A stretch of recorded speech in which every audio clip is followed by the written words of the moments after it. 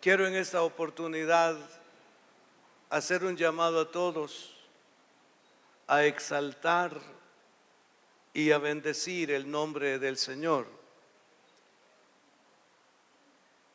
Este llamado está basado en el Salmo 147, cubre 20 versículos y en el transcurso del mensaje vamos a ir señalando algunos versículos para darle lectura. Buscaré desde luego animarles a exaltar y a adorar al Señor por sus manifestaciones y por sus bondades a favor de nuestra vida.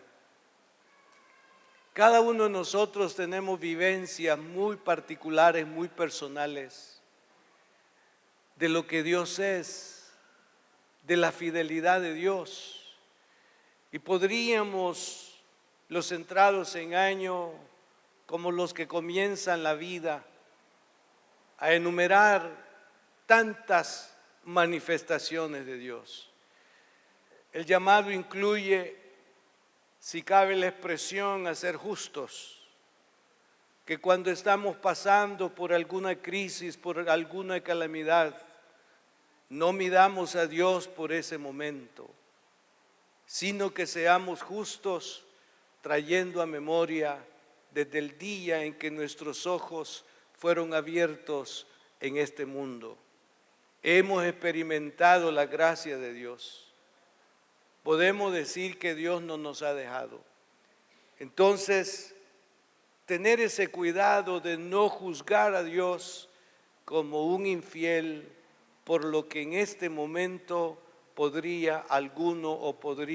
algunos estar pasando, sino por el contrario, hacer lo que el mismo salmista dijo: bendice alma mía Jehová y no olvides ninguno de sus beneficios. En este salmo, el salmista de una manera personal determina considerar, al ver a la naturaleza, al ver la creación, al ver las estrellas, al ver cómo Dios hacía y hace descender la lluvia, la nieve para aquel entonces que el salmista está escribiendo.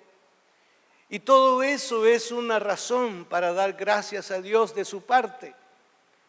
Pero él ve a la congregación y comienza también diciéndole a la congregación: hagan lo mismo ustedes, exalten a Dios todos ustedes, reconózcanlo también.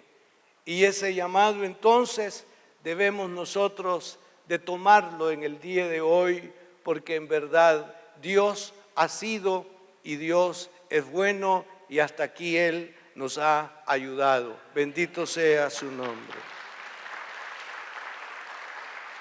Pero veamos así 4 aspectos en relación a este Salmo 147. ¿Por qué es digno de ser alabado el Señor? Él dice: porque sana a los quebrantados de corazón.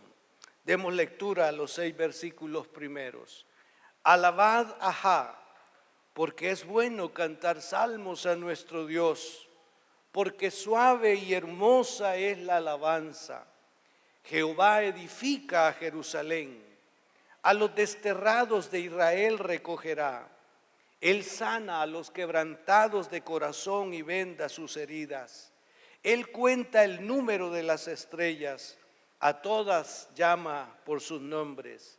Grande es el Señor nuestro Dios y de mucho poder, y su entendimiento es infinito. Jehová exalta a los humildes y humilla a los impíos hasta la tierra. En este concepto, hermanos, el salmista está profetizando o está considerando cómo aquel pueblo que había sido desterrado de su tierra había entrado precisamente en un quebrantamiento, en una ruptura de huesos, como que esto ya no iba a tener solución o salida para ellos, como que no iba a haber medicina. Él confiada y seguramente se dice a sí mismo y le expresa al pueblo de que el Señor o en el Señor ellos podían ser restaurados. Y si el enfoque del salmista es a causa de los 70 años que habían pasado desterrados los del pueblo de Judá, ahora viene y les dice, al regresar ustedes a la tierra, Dios los va a restaurar. Todavía se podían ver vestigios de la invasión del rey de Babilonia, Nabucodonosor. Todavía se podían ver situaciones no tan gratas. Preguntas podían haberse dado o hecho. ¿Dónde vivían nuestros padres? ¿Dónde vivían nuestros abuelos? Y que alguien podría conducirle y ver los escombros. Solo los escombros han quedado de la casa de tu abuelo o de tu padre. Y eso podía causar tristeza y dolor, pero el salmista viene y dice, el Señor es el que restaura, el Señor es el que restituye, el Señor es el que saca del quebrantamiento a todos los que en Él esperan y escuchan. Pero ese quebrantamiento y esa restauración, que es la voluntad y el deseo de Dios, no se puede experimentar, no se puede celebrar si el hombre no se da cuenta de un paso que es importante a dar, que es el paso del arrepentimiento. El arrepentimiento es tan necesario para la restauración. El arrepentimiento es tan necesario para poder salir de ese quebrantamiento. El arrepentimiento es necesario para poner en perspectiva adecuada las cosas según el propósito de Dios. Y algo que debemos de agradecer al Señor es la iglesia. La iglesia es un lugar de restauración. La iglesia es un lugar donde el creyente o las personas no creyentes pueden encontrar el espacio para ser restaurados. Venimos desfigurados delante del Señor, venimos muchos emproblemados, venimos muchos sin sentido de la vida, pero cuando llegamos a la iglesia del Señor empezamos a encontrarnos con hombres y mujeres que pueden testificar de que su pasado fue así, pero que ahora por la gracia de Dios las cosas han cambiado. Que usted y yo llegamos con una condición no tan agradable, pero a partir de la presencia de Dios y de mi disposición de buscarle, las cosas comenzaron a cambiar. La iglesia es un lugar donde las personas pueden llegar con confianza, independientemente del estado presente, porque el Señor nos recibe de la manera en que estamos y Él hace una obra maravillosa al punto de que ahora nosotros aspiramos a ser como Él es. En segundo lugar, Dios es digno de ser alabado porque provee a todos. Versículos 7, 8, 9 y versículo 14 dice, Él da a la bestia su mantenimiento y a los hijos de los cuervos que clama. Él da en tu territorio la paz, te hará saciar con lo mejor del trigo. Fíjense, hermanos, que esta parte te hará saciar con lo mejor del trigo. La figura que el salmista está tomando es precisamente que parte de los cultivos de esa región era y creo que sigue siendo el trigo. Dios dice, todos cosechan trigo, pero a ustedes, mi pueblo, yo les daré lo mejor del trigo. El trigo de ustedes será superior al trigo de los demás. Como quien dice, será más pesado. Y en el peso es que está la ganancia. Entonces dice, ese trigo liviano que tiene la mayoría, yo en el caso de ustedes lo cambiaré. Haré que el trigo sea mejor en ustedes.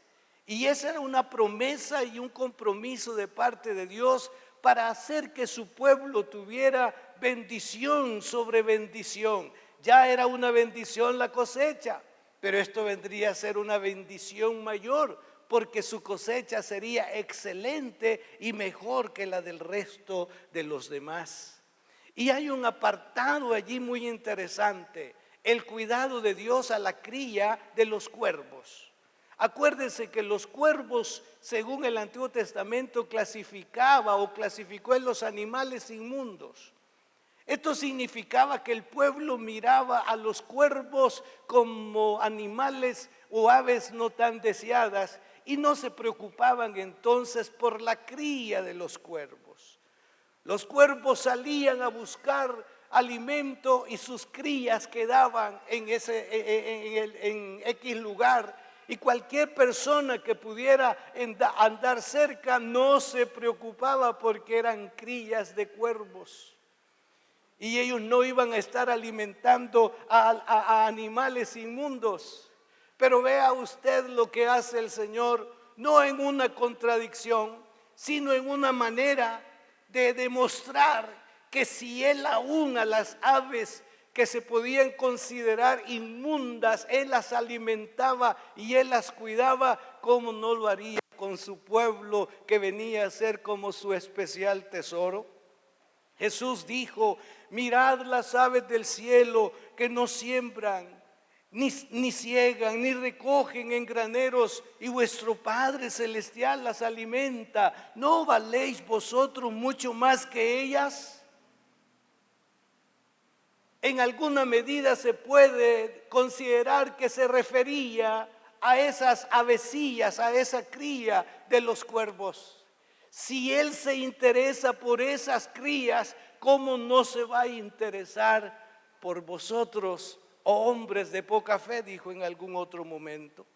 Y San Pablo dijo: mi Dios pues suplirá todo lo que os falta conforme a sus riquezas en gloria en Cristo Jesús. Así que usted puede alabar a Dios porque Él sana a los quebrantados de corazón, porque provee a todos. Y si tuviéramos espacio para dar testimonio de la provisión de Dios, muchos vendríamos para contar de que Dios es Jehová Jireh, y que Él provee para nuestras necesidades. Hace un tiempo les conté, y creo que ustedes, la mayoría quizá lo conocen, en ese momento que yo entré en una fiebre, una crisis bastante terrible, me dio, creo que fue dengue en ese momento, y no teníamos ni para comprar una medicina de lo más elemental. Y allí estaba el domingo en mi cama temblando de frío y la enfermedad, y en verdad deseaba tener para comprar el medicamento. Dios sabía la situación, Dios conocía el momento, y Él operó un milagro en esa semana. Y el milagro fue en una persona desconocida para un servidor. Él tampoco me conocía a mí. Resulta que en esas quemas del mes de marzo, los terrenos para prepararlos para la siembra del maíz, el fuego del terreno de él pasa los límites y empezó a quemar otras áreas, y él se sintió preocupado porque podía él tener problemas por ello. Y en ese momento de desesperación, él dice: Señor, si paras el fuego, te doy 50 pesos. Y el fuego se detuvo, ¿verdad? Ahora el problema era cómo hacerle llegar los 50 pesos, ¿verdad? Y él empezó allá en la montaña de San Fernando Chalatenango, empezó él a reflexionar y dice: mi abuelo era cristiano, mi abuelo se congregaba en la iglesia tal, y yo entonces allá voy a ir a la iglesia donde mi abuelo se congregaba. Entonces bajó de la montaña, llegó ese día domingo que yo estaba en ese estado, y alguien me dice, alguien le busca, y yo dije que pase, y el joven me cuenta la anécdota, me cuenta la historia, así que me dice: aquí traigo los 50 colones que yo le prometí al Señor. El Señor sabía mi estado, el Señor sabía mi condición, el Señor sabía mi necesidad, y hizo ese milagro, y un desconocido o dos desconocidos se encontraron para poder glorificar el nombre del Señor. Él satisfecho de haber cumplido y yo emocionado por tener para la medicina. Así es Dios, así provee. Les he contado también de que en las faldas del volcán de San Vicente yo fui pastor y un hermano me dijo: hermano, yo sé que usted tiene problemas con su alimentación, a partir de hoy usted va a comer en mi casa. Y la naturaleza humana inmediatamente me dice: pero ¿cómo que vas a comer allí en esa casa? Si ellos son una familia de 7, son pobres, ¿y cómo? Y yo le dije: pues está bien, ¿verdad? Y él me dice: ¿quiere ir a mi casa a comer o que se la traigamos acá al templo? No, mucha molestia, le dije, yo voy a ir. No, aquí se la vamos a traer. Hermanos, en un mes estábamos ya comiendo y él decidió revisar cuánto frijol habíamos comido. Y cuando él mide eso, me dice: pastor, un mes hemos comido juntos y solo 1 libra nos hemos comido, me dijo. Y de él salió el milagro de la viuda de Sarepta. Ha sucedido en mi casa. El Señor es proveedor, hermanos. Confiese que el Señor es proveedor, hermano. Él nos ha provisto y Él le ha provisto. Y quiero decirle que Él le va a proveer una vez más. Él le va a proveer una vez más. Él va a abrir su buen tesoro para usted. Y cuando estas cosas suceden, usted apele a su alma y con una entrega y con una devoción venga y diga: te exalto, Dios, por tu grandeza. Te exalto, Dios, por tu provisión. Te exalto, Dios, porque has seleccionado mi vida para bendecirme, para mostrar tu gracia y tu bondad a mi vida. También Dios es digno de ser alabado porque es nuestro protector. Versículo 12, 13 y 14 dice: alaba a Jehová, Jerusalén, alaba a tu Dios, oh Sión, porque fortificó los cerrojos de tus puertas, bendijo a tus hijos dentro de ti. Él da en tu territorio la paz, te hará saciar con lo mejor del trigo. ¿Sabe? En ese momento Dios está haciendo un llamado de atención al pueblo, porque ya ellos habían entrado, digamos, a la ciudad y ya habían puesto cerrojos en las puertas, puertas competentes, cerrojos competentes, que les podría garantizar que no tan fácil iban a ser violentadas esas puertas, abiertas esas puertas. Y entonces viene Dios y dice: ustedes se están esforzando por tener cerrojos fuertes y yo quiero garantizarles y asegurarles que no es por lo que ustedes hacen que se van a proteger o se van a librar, sino por mi presencia entre ustedes. Porque mi presencia es más que los cerrojos, mi presencia es más que esas puertas, mi presencia es más que cualquier otra medida de seguridad que ustedes estén buscando para sus vidas. Y yo voy a cuidar de los hijos vuestros que están en el interior de la ciudad. Eso es maravilloso, hermanos. Y en un tiempo como el que estamos viviendo, podríamos decir: oh Señor, si tú no guardas la ciudad, como dice el Salmo 127, en vano vela la guardia. Y discúlpenme por decir guardia, porque para muchos esa palabra no es muy buena. Pero estoy leyendo lo de la versión del 60 que dice guardia. Pero si usted le quiere poner PNC, entonces póngale PNC, ¿verdad? Entonces, si el Señor no guarda la ciudad, en vano velan estos. Y eso está comprobado en este tiempo, hoy más que nunca en el país. ¿Y quién cuida a los de la PNC? Un día vi en un restaurante a una gente. ¿Sabe lo único que pude decirle? Dios la bendiga y la guarde en su trabajo.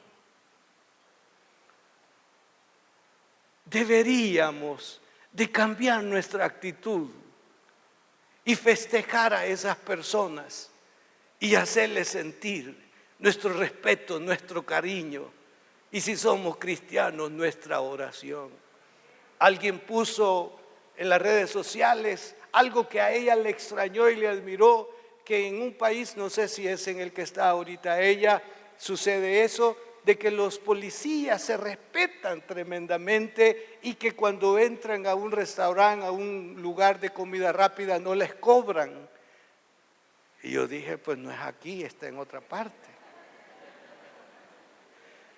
¿Por qué? Porque hay una aversión hacia la autoridad.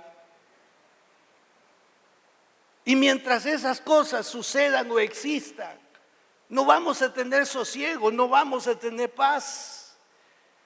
Pero sí, recalco, no es nuestra garantía es la presencia del Señor en nuestra vida. Debemos de tenerlo a Él como nuestra seguridad y debemos de tenerlo a Él como nuestro aliado, que en verdad cuando salgamos de casa no nos despidamos de los nuestros, porque hay una palabrita trillada ahora en nuestro decir: voy a salir pero no sé si voy a regresar.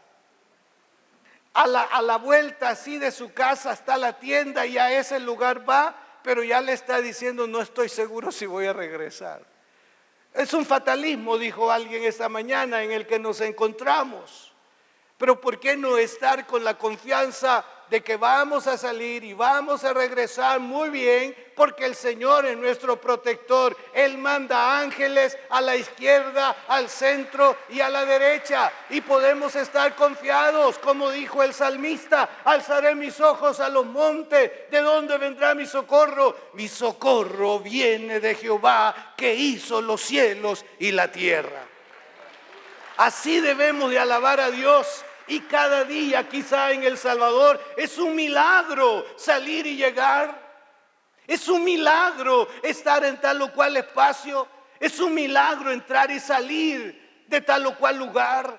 Y entonces podemos nosotros en fe exaltar a Dios y decir: estoy aquí ahora porque me protegiste. Voy a ese lugar y sé que me vas a proteger. Juancito está aquí. Él fue interceptado por unas personas en uno de los lugares más difíciles en este momento. Él les presentó su carnet de membresía. Él pensó que el carnet de membresía le iba a ayudar, ¿verdad? Pero él me dijo: mire, hermano, el carnet de membresía es una bendición, ¿verdad, Juancito? Aquí está, no estoy mintiendo.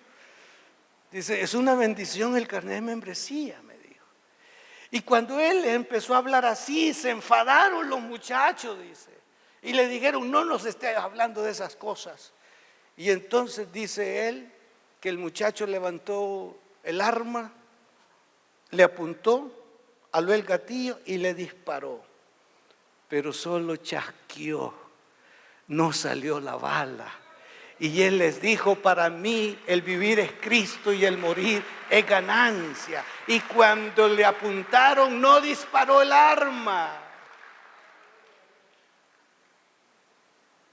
Gloria a Dios. Ahí está sentado, mire. Jehová fue su protector y Él es nuestra seguridad y Él es nuestro protector. Y digamos eso, y cuando eso lo experimente, usted diga: tú eres fiel, Señor, tú estás a mi lado, tú me vas a ayudar. Y si algo Dios lo permite, pues que lo permita. Pero mientras Él en sus planes esté, darnos esta seguridad en la tierra, disfrutémosla. Y cuando la disfrutemos, no nos olvidemos de decir: alma mía, alaba al Señor. Alma mía, regocíjate en el Señor. Gracias, Dios, por tus bondades. Gracias, Dios, por tu bondad, por tu misericordia. Eso debemos de decir. En las lecturas diarias que tengo en una Biblia muy importante, me encontré con estas palabras: Dios es fiel para ayudar a sus hijos, sacándolos de cualquier crisis o angustias, haciéndolo de manera que jamás podríamos imaginar. Y estas palabras están inspiradas en un hecho sucedido entre Saúl y David. Saúl tiene ya acorralado a David. David tiene un ejército de gente sin preparación, mientras que Saúl tiene un ejército competente.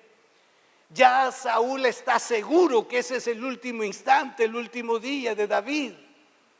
Pero en un momento Saúl recibe una noticia y así dice el texto bíblico. Justo cuando Saúl y sus hombres comenzaban a acercar a David y a sus hombres, le llegó un mensaje urgente al rey que le informaba que los filisteos nuevamente asaltaban a Israel. Entonces Saúl dejó de perseguir a David y regresó para luchar contra los filisteos. Desde entonces el lugar donde David acampó se llama Roca de Escape. Después David fue a vivir a la fortaleza de Engadi. Saúl sabía que una de las responsabilidades de él era defender a Israel y precisamente de los filisteos. Y cuando ya está para golpear a su enemigo David, Dios permite que los filisteos lleguen. Entonces priorizó Saúl y dice, bueno, a este lo buscaré en la próxima y voy a encargarme de los filisteos. Eso permitió que David se movilizara, saliera de ese lugar y pudiera estar en un ambiente más amplio si cabe. Hermanos, Dios no lo permitió porque tenía un pacto con David. Lo había ungido ya como rey. Su reinado no había empezado y él había dicho que el reino de David iba a ser eterno. Así que no era momento para que David muriera. Dios usó una manera milagrosa para poder protegerlo y que el día de su posesión como rey llegaría, y llegó. Esto me permite decirle lo siguiente: si usted se ha impactado por una oración de la Biblia, si usted ha recibido un mensaje de parte de Dios a través de alguno de nosotros y usted vino y dijo, Dios me habló y yo tomo esa palabra para mí y yo sé que eso me va a suceder, yo sé que Dios lo va a cumplir, y si los días, los meses y los años han pasado y eso que usted afirmó en su vida no ha sucedido, pero usted sabe que de Dios viene, usted puede seguirlo esperando en medio de tormentas, en medio de crisis, porque Dios no es hombre para que mienta. Dios es fiel, y si Él le ha enviado una palabra, Él sabe cómo llevarle hasta el último momento para que abrace, para que disfrute de esa bendición que ya Él ha pronunciado a su favor. No mida a Dios ni nos desesperemos por el momento,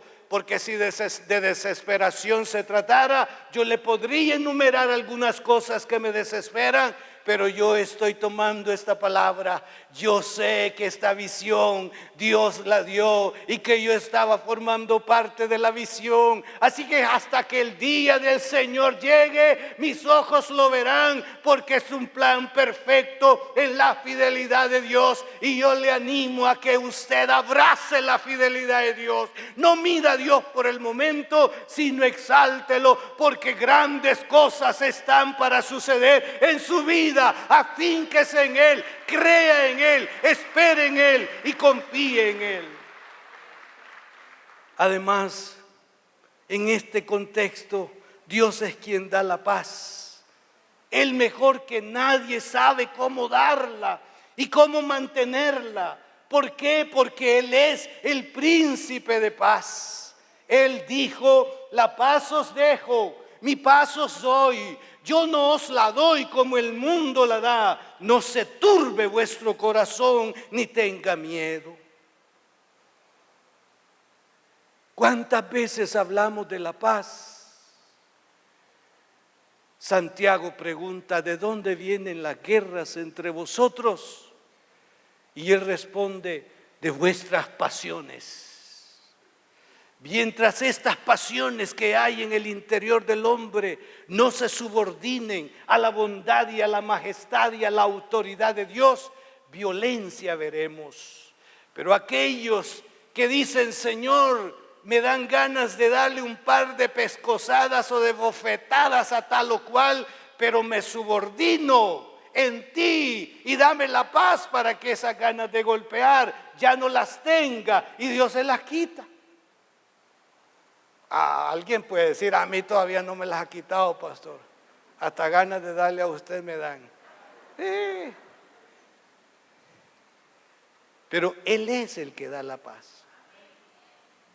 Ahora su palabra cumple o cubre tantos aspectos que nos permiten tener paz y ofrecer paz a los que nos rodean. Hay un ejemplo en Romanos 13. Para tener paz, sométase toda persona a las autoridades superiores. Esto da paz, reconocer a la autoridad establecida. Y voy a decir algo como pastor. Todo lo estoy diciendo como pastor, ¿verdad? Pero permítame esto así como pastor, ¿verdad? No celebre las vulgaridades en contra del señor presidente de la República. Él es el presidente, Él es la autoridad.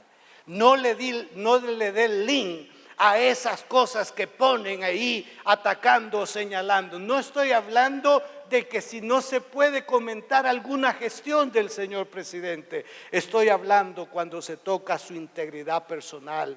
Estoy hablando cuando se toca su persona. Él es el presidente y hay que respetar. Y pido eso a todos los miembros del templo cristiano. No linkee, por favor, esos momentos cuando están ultrajando al señor presidente de la República. Le guste o no le guste. Hay que respetarlo. Eso no tiene que ver con mis diferencias de principio. Simplemente Él es el presidente. Si yo veo a uno de ustedes haciendo algo, le voy a mandar un mensaje de amonestación. Si lo tengo como amigo, ¿verdad? Sí, hermano, estamos dando a conocer una cultura bien baja en el país. Alguien me dijo, siempre ha sido así, que a todos los presidentes les ponen apodo. Está bien, pero hoy, hermano, con esos elementos que han aparecido, es de mal gusto y tengamos cuidado. Por otro lado, para tener paz, paguemos a todo lo que les debemos. Pagad todo lo que debéis. Al que honra, honra. Al que respeto, respeto. Todo eso ayuda para la paz. No debáis a nadie nada. Querido hermano, si usted se acercó a alguien para pedir dinero prestado, pague. No esté orando al Señor diciendo, Señor, que no me vea el que me prestó, que mejor que abra bien los ojos, que ahí anda usted, que no quiere pagar. Y no me venga a decir, ore por mí, pastor, para que el Señor le ponga en el corazón que no me esté cobrando. Vaya usted, dé la cara, así como la dio para pedirle prestado, venga ahora y dé la cara y diga, disculpe, no le puedo pagar todavía. Pero si usted anda con un filet mignon en la mano y le dice, no le puedo pagar todavía, y el acreedor ve, ¿cómo es posible que no puede pagar? Pero mire, y el acreedor anda comiendo frijoles a la parrilla. Todo esto ayuda para vivir en paz, hermano. ¿No dijeron amén?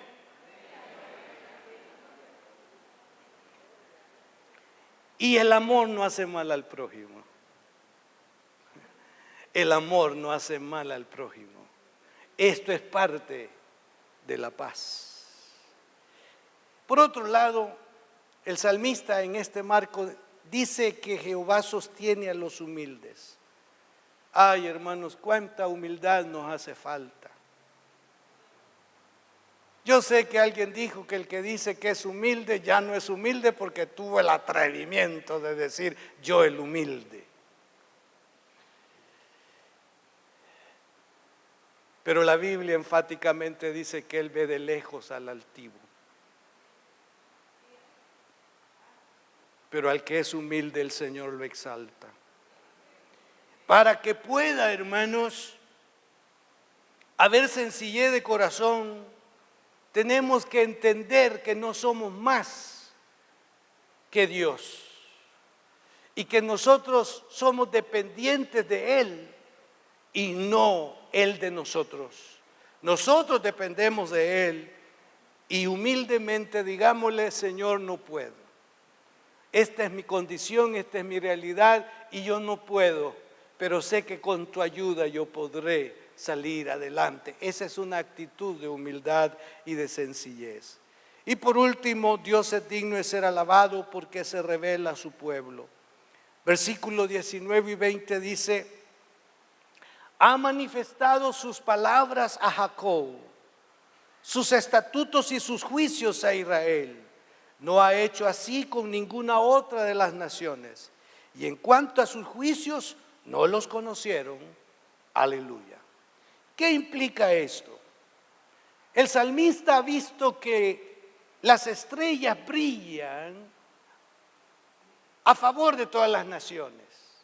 Él ha visto al sol que sale y cubre a todas las familias de la tierra. Él ha visto cómo la lluvia cae y hace que todos los campos produzcan. Y a propósito de la lluvia, gracias a Dios por las lluvias de estos días, ¿verdad? Amén, da gracias a Dios. Sí, porque nadie puede, hermano. Esta es una actitud que debe de tener cada persona y decir: ¿quién va a mandar lluvia si nadie puede? Solo Dios. Así que démosle gloria y honra al Señor por la lluvia. Yo anoche estaba viendo un poco el juego del equipo más grande del mundo, el Águila. Es mi Águila, el equipo más grande del mundo. Y empiezo a oír ahí a los comentaristas protestando por el agua, que la cancha se iba a arruinar y que no sé qué, que no sé cuándo, cuando Oriente ha estado sufriendo la sequía. Y yo dije: estos necios, ¿en qué están pensando? Si un juego se puede suspender y levantarse todo el pueblo para decir: gracias por la lluvia, Señor. ¿Cuántos dan gracias por la lluvia? Gracias por la lluvia, Señor. Y no esté molesto por la lluvia, que el agua se metió a la casa. Ese es otro tema, son los constructores, hermano. Ese es otro tema que podemos después hablar, ¿verdad? Pero gracias a Dios por eso. Entonces viene el salmista y admira y dice: oh Dios, si la lluvia cae sobre todos los terrenos, oh Dios, gracias porque el sol brilla y alumbra para todos. Pero, oh Dios, gracias porque a tu pueblo le diste tu palabra. Qué excepción más grande, maravillosa. Al mundo le da lo general y a su pueblo le da eso especial y eso particular, que es su palabra, es su trato directo, es una parte relacional fantástica y maravillosa, donde Dios aparece diciendo: ustedes son mis hijos, yo soy el Dios de ustedes. No se lo está diciendo a todos, se lo está diciendo a ese pueblo que Él escogió soberanamente. Sabemos que era un compromiso y es un compromiso los que digamos que Dios nos ha dado su palabra, porque hay que compartirla con otros, diciendo lo que la palabra dice, las bendiciones de la palabra. Qué maravilloso es saber que por la palabra yo puedo clamar a Dios, porque la palabra dice: clama a mí y yo te responderé. Y hay tantos otros que eso no lo saben, de la manera que nosotros lo conocemos por la palabra. Entonces podemos exaltar a Dios hoy mismo por la palabra y aceptar el compromiso que tenemos de decirle a otros que no la conocen: la Biblia dice, Dios dice. No hay dificultad, no hay imposibles para Dios. ¿Dónde usted conoció eso? Ya usted abre su Biblia y lo lleva a la historia de Abraham y de Sara, a la historia de Isaac con Rebeca, a la posición de María con el ángel, cuando dice ella: no conozco varón, ¿y cómo va a ser esto? Y el ángel le dijo: no hay nada imposible para Dios.